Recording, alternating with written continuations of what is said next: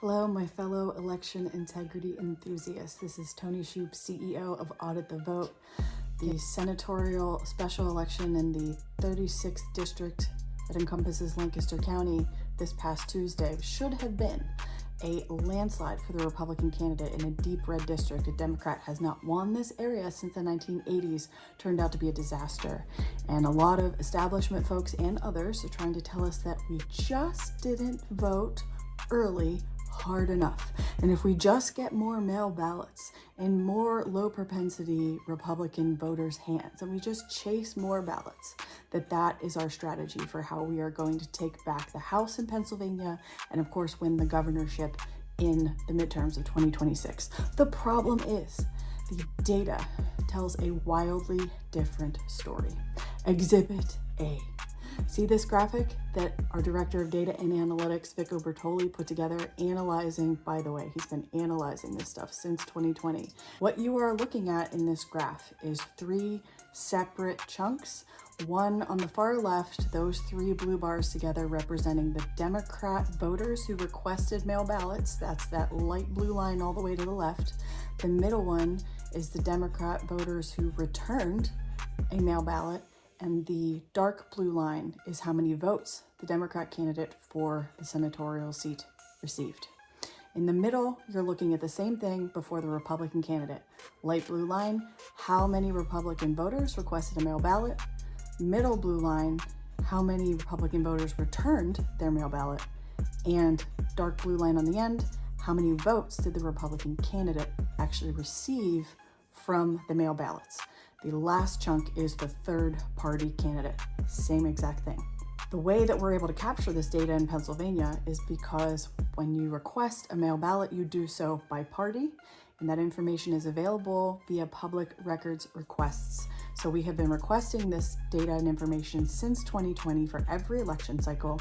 We have how many mail ballots were requested in all 67 counties, broken out by party, how many were returned. We can even capture the date that they were returned.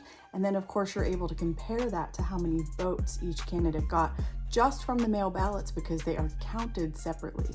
They're counted at a centralized tabulation facility separate from the precincts, which is how we're able to separate out exactly how many votes candidates got from just the mail-ins.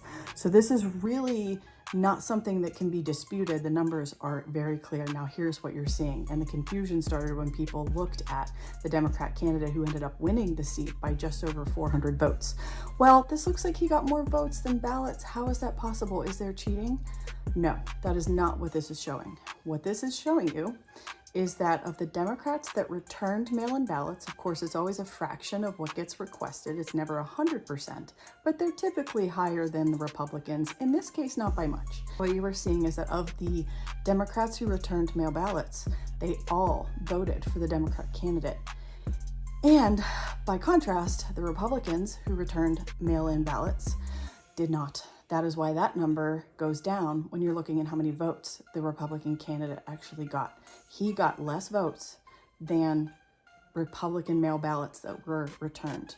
And if you look at the third party candidate, it's the exact same thing. Over 1,000 mail ballots returned, but the third party candidate only got just under 200 votes. What does that tell us?